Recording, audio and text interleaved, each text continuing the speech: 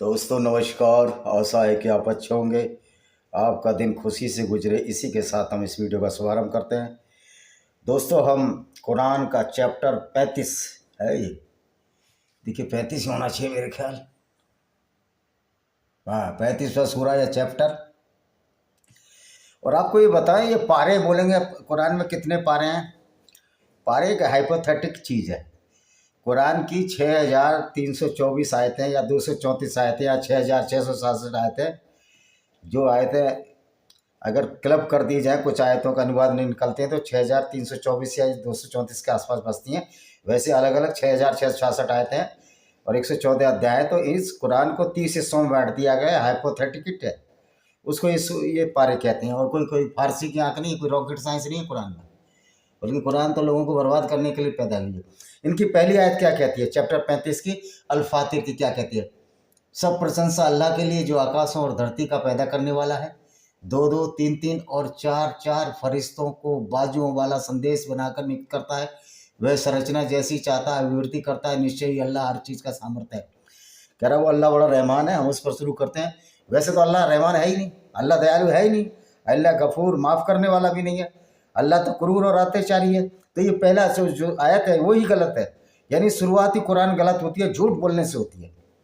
अल्लाह तो काफिरों को कत्ल करने की बात कहता है। दूसरी आयत क्या कहती है? अल्लाह जो दयालुता लोगों के लिए खोल दे उसे कोई रोकने वाला नहीं, और जिसे वह रोक ले तो उसके बाद उसे कोई जारी करने वाला नहीं। अत्यंत प्रभुशाली और तत्वर्षीय। क्या अल्लाह जिसके लिए दयालुता खोल दे तो फिर दयालुता खोल देता है, और ना खोले तो ना खोले। अच्छा, जो दयालुता खोलता है मुसलमानों के लिए खोलता है। दयालुता में आती क्या है? वही आती हैं घिसी पिटी बातें। गैर मुस्लिम काफिरों को गाली देना, गैर मुस्लिमों को कत्ल करना, गैर मुस्लिमों की औरतों को ज़बरदस्ती छीलना युद्ध में, क्योंकि इस्लाम में इसको माले गनीमत कहते हैं। और 20% हिस्सा जो गैर मुस्लिमों को लूटते थे मोहम्मद साहब, 20% सबको मिलता था। तो ये अल्लाह की दयालुता है।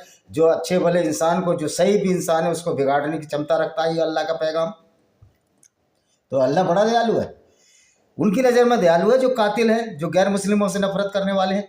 बाकी दूसरे की नज़रों में तो ये अल्लाह नाम लेने लायक नहीं है। हम अल्लाह का नाम लेते तो हमारी जबान को ऐसा लगता है जैसे किस एक ऐसी अनहोनी का नाम ले लिया, कैसे इस तरह की एक ऐसी शख्सियत का नाम ले लिया जो एक वैसे तो है काल्पनिक, जो दुनिया को विनाश पैदा करने के लिए नफरत भरी नज़र से हम इस अल्लाह को देखना चाहते हैं।